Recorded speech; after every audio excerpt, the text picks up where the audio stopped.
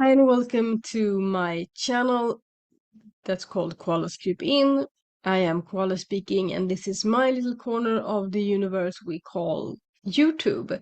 If you haven't watched any of my videos before, I am a shamanic practitioner, mainly in the Nordic tradition, and that's the one we're gonna dive into today. You can find out a little bit more about other traditions I practice in other videos. Today we're gonna talk about the runes. So I made a few videos before about the runes, but I'm gonna remove them if I already haven't, mainly because of dysphoria. So this will probably not be the last video on runes I make. I do have some meditations. I think about 9 meditations with runes in English so far. More are coming. In the past videos about all of the runes I've talked, it's been like an introduction to the runes. I talked about each of the runes and their little microcosmos, so to speak. But this is going to be different. So this video is about how I use the runes in my practice as a shamanic practitioner.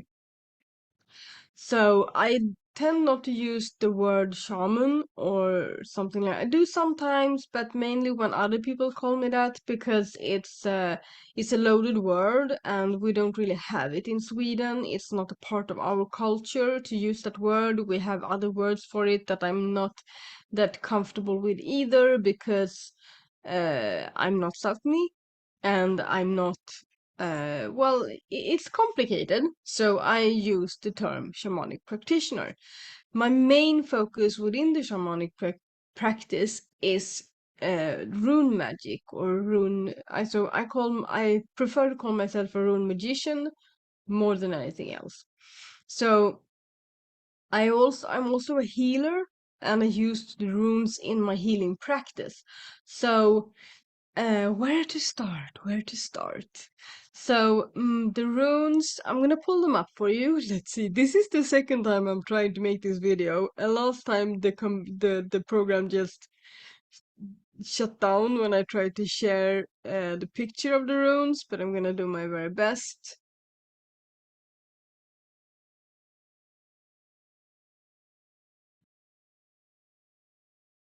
Yay! Wonderful. Hopefully you see me as well. I wish I could do the opposite. I wish I knew how to make that one small and me big, but I can't. So I'm just gonna pull this up. This is just gonna be visible for a few moments, but these are the runes that I'm talking about, right? So these are the runes of the Uthark, and these are the ways I draw them or carve them. So there are a few runes that can look a little bit different, depending on who uses them, and yeah. So, for instance, in some people that so this is information that doesn't resonate with me, but if you've seen it somewhere else, it's not wrong. It's just not the way I practice it. So this is this is all runes. So we start with the one up here. I hope you can see my little arrow. So this is the start, and then we go in a circle. More correctly, we go in a spiral. So sometimes I put the runes up like this, and because it's a spiral that's never ending, outward and upward and inward and downward, etc. So this is the first rune of the Uthark, which is Ur or Urus, and then the last rune is Fe or Fehu, and uh, this is the order that I put them in. And the order I put them in is because of the I would say the creation story of my tradition, which is that Ur is Big Bang. It's the force that creates the universe, and then it's like a timeline, so to speak, with all of the events leading up to today and beyond. So You know how you learn in school that it's just a few, like in a 24-hour cycle, it's like 4 minutes to 12 man enters, and this is man. So this is mother or manas, the rune of man. And yeah, so this is the order I use. And just to be a little bit, just to go into that a little bit more, which runes can be different, I think mainly the runes that can be different is, let's see, so these two sometimes switch places, Peritra or Pertru, and Eo or Ewas. These sometimes switch places. For me, they don't, because the mountains are formed before the trees and the grass can grow. So, like these are the mountains, the hills and valleys of the world, and then the trees and all of the plants come afterwards. That's how I see it. And then let's see.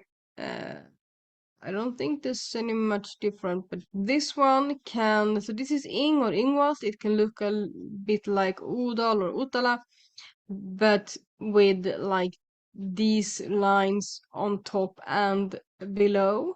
So if you see my hands, it goes like this almost. Yeah. So I think those are the main. Yeah, and then we have Yera or Yara, as I say Yara. These lines can be connected in some for some people when they draw them. For me, they aren't mostly, but they can be.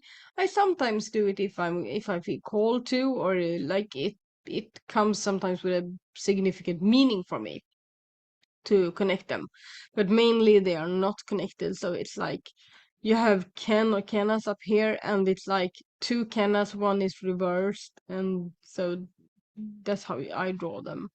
So this is the runes for me. I will say them in Swedish first, and then in English, just to go through all of them.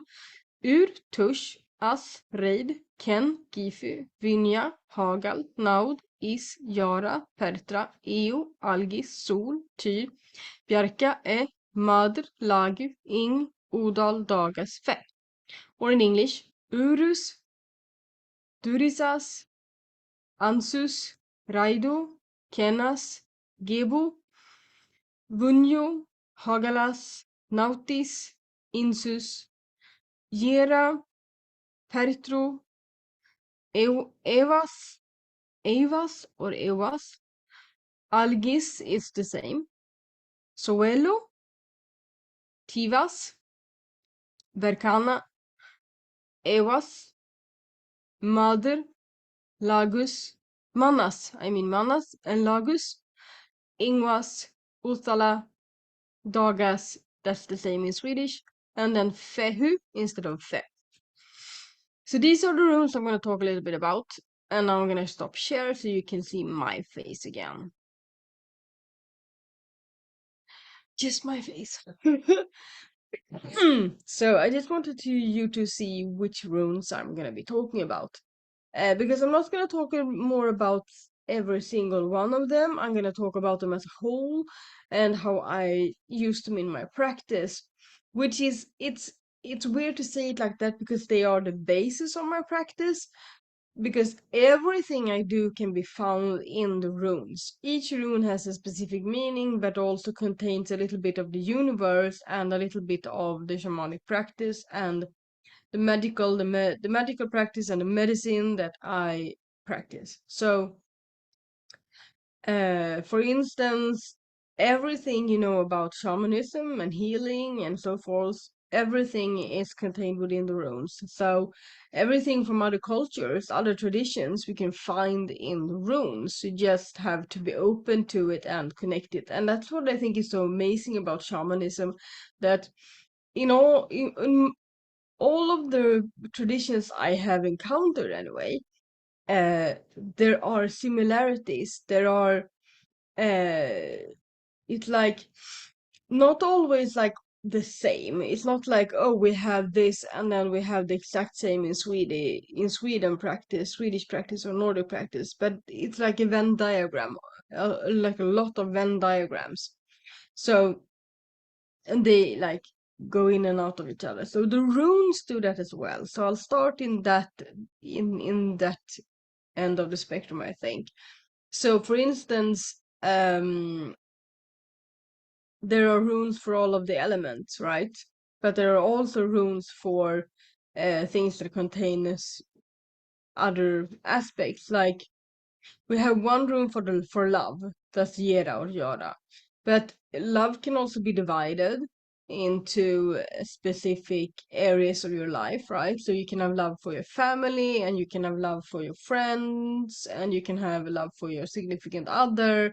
You can feel love towards yourself, etc. And love can also be like part passion, part patience, part, you know. So, and so there's one room for love, but there are also those other parts of what love is to you or to me can be found in other runes, so they like overlap.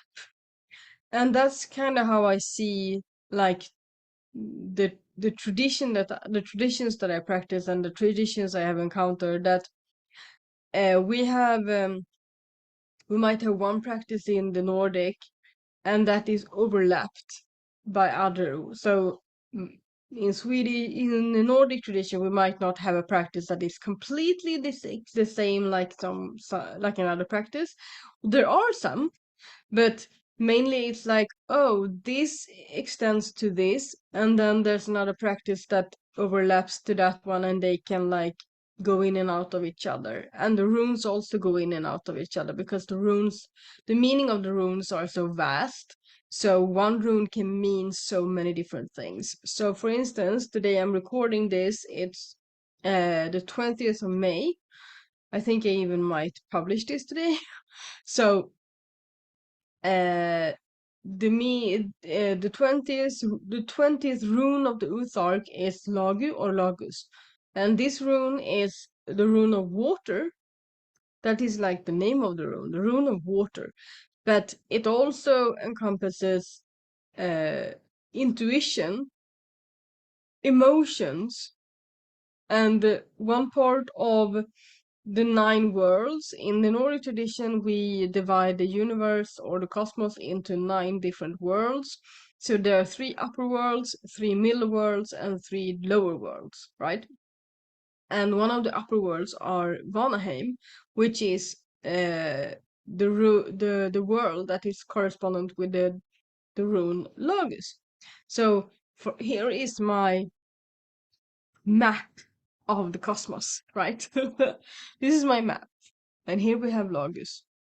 So the upper world of Vanaheim is symbolized by the rune Logos. And so everything that is contained or encompassed by that world, all of the goddesses and gods and the symbolic meanings and whatever you can find there, all of the power animals, spirit animals, all of the wisdom and everything is a part of the rune or can be symbolized by that rune, so it contains so many things.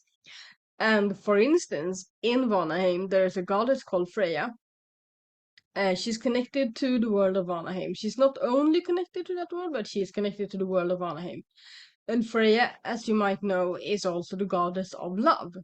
So, in that aspect, she can be connected to the rune of Gera or Jana because she's the goddess of love, right? She's also, for some people, she's connected to Berkana because Berkana is the rune of Mother Earth and of being motherly, and also some aspects of Freya that some people might connect to that goddess. She can all, so there are, I can talk about this forever, but I'm not.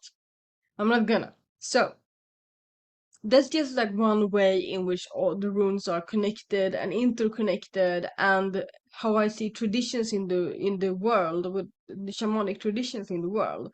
So for instance, in the Nordic tradition we work a lot with stones and the stone people, the mountain and the wisdom of the mountains, and this can be found in the rune Pertra or Pertro. So it's called the rune of cliff, klipprunan in Swedish. which literally means the rune of cliffs, or like a rune made of cliffs. Like a cliff hanging out above the water or something, like from a mountain. So, the rune of stone, or whatever we want to call it, the rune of the mountains. And in another tradition I practice, there's a rite where that is called uh, the wisdom keeper's rite, which also connects to the sacred mountain and the wisdom of the mountains. So that's how there's a Venn diagram there, with the Nordic tradition and that tradition. So they connect, but they are not completely the same, because how we look at it is from two different angles, two different cultures, right? So most things that I have encountered in other traditions, as soon as I encounter it, I'm like, oh yeah, okay, so that's that rune. That's how my mind works. It's like when I encounter something, I'm like, which rune is this? Which part of my cosmos, my map of the cosmos, does this fit in? Where does it fit in my view of the world?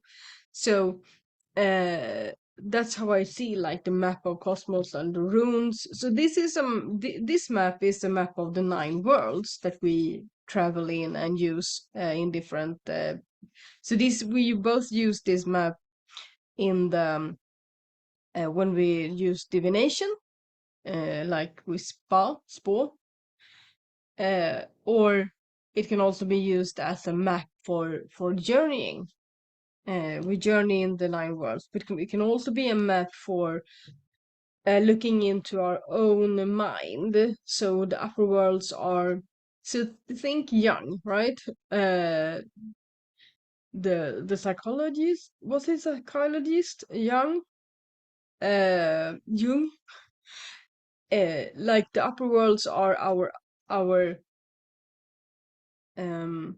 What's the word in English? I don't know the word in English. I know that it's subconscious and then conscious.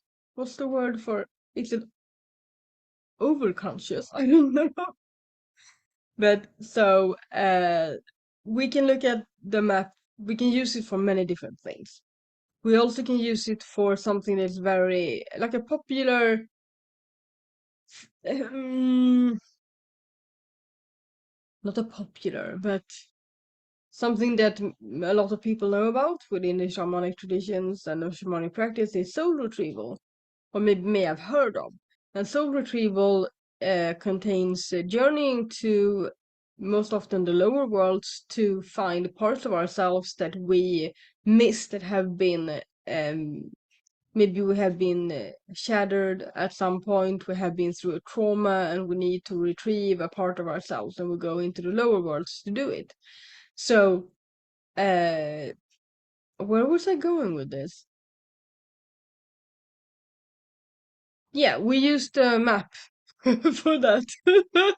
And it's also something that is a part of many different cultures and belief systems that we can go into ourselves, because it's a map of ourselves just as much as the outside cosmos. But when we do soul retrieval, we go into ourselves, or a shamanic practitioner can do that for you when you're open to it, to help to guide you and help you find the pieces and parts of yourself that you are missing, that you need to retrieve and then integrate into who you are, the conscious part of you, so that you can heal that part of yourself. And healing has so many aspects. So what I'm saying is, how I use the runes are endless. It's so vast. It's a map.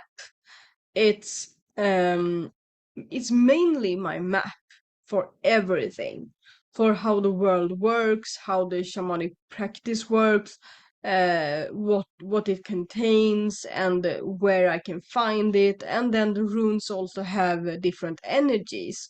For me, they are like 25 different personalities, 25 with the empty rune that I didn't show you. That wasn't part of the map I showed you. So the 25 different individuals or personalities or beings or um, entities that I collaborate with. So when I work with the runes, I call on them for assistance, and then when I do that with an intention and the right runes show up, or I can use a rune to enhance my intention or use it as an intention depending on what I'm doing. So if my intention is soul retrieval, I might have the rune for soul retrieval, which is Hagalas, by my side or with me, or paint it or carve it or have some, bring it into the practice. And Seder, I think a lot of people have heard about the word Seder. Seder mainly is making magic with the runes or making magic. It's just ways of doing magic in the Nordic tradition. And there are several ways to do Seder. I think the most commonly heard of is the one where we journey, and I think the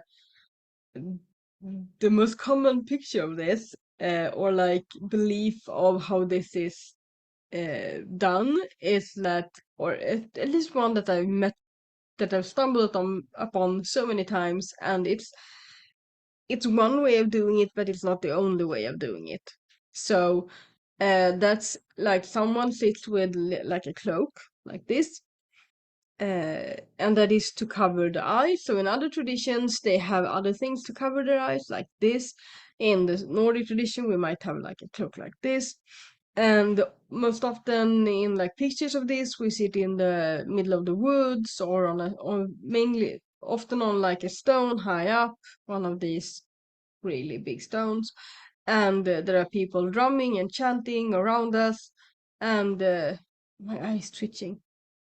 So and helps us be, enter into a trance-like state, or a trance-like state, a meditative trance-like state where we can walk between the worlds and retrieve whatever we want to retrieve, fulfill the intention that we are setting for that that session, or whatever we want to call it. So but doing Seder doesn't mean you don't have to be a lot of people. I can do it on my own. I just need the right tools, and I just need to be in the right frame of mind. I can do Seder all on my own, without any assistance, without any tools or whatever, because I'm trained enough to do it. So I can go in and out of that state on my own, not just like this, but it can be done, and that's mostly how I work. Sometimes I have a drum, sometimes I have the sound of a drum, but not my own drum. Is Depending on what I'm doing, it might be hard for me to drum for myself if I need to be completely relaxed, especially if I'm journeying for myself, I would say. It's harder to journey for myself and to do Seder for myself if I also am like the active drummer in the store in the setting. But I can do it with a drum sound, so like a track, like a soundtrack of drum, or like an audio track. So there are different ways of doing Seder on your own. There are different ways of doing Seder when you're in a group, and the main component is the trance-like state, and the most important component is to have a clear intention when you go into it, what you want done, and how, and yeah, if you want to find out something by doing it, or if you want to heal something by doing it, or someone, have a clear intention. So how I use the runes in this is I can have the runes as magnifier, like amplifier of the energy that I want to harness or I want to retrieve, and I can also use them as guides. So depending on what my intention is, I might use a rune for that intention, or that enhances that intention or corresponds with that intention. I might also ask the runes what I need to do, and then compile the Seder uh, ceremony in accordance to what the runes are telling me. So in that case, I'm using the runes in a divination aspect before entering the trance-like state.